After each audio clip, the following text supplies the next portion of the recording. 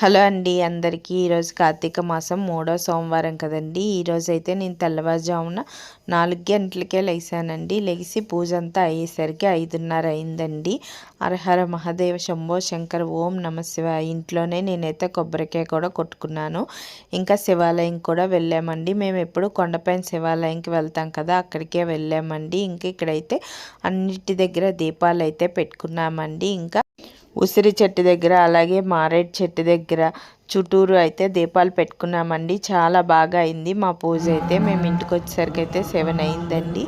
మేము 6కి కోవులకి అయితే వెళ్ళామండి. శివాలయానికి వెళ్తే వచ్చేసరికి 7 అయితే అయ్యింది. ఇంకా ఇక్కడ లక్ష్మీ అమ్మవారి దగ్గర కూడా పూజ అయితే చేసుకున్నాము. ఇంకా ప్రసాదాలు ఉంటాయి కదా, నేనైతే ముందర శ్రీనాథ స్వామి పూజ కూడా చేసుకున్నాను కదండి. ఆ ప్రసాదాలు కూడా ఆవులకైతే పెట్టడానికి వెళ్ళాము.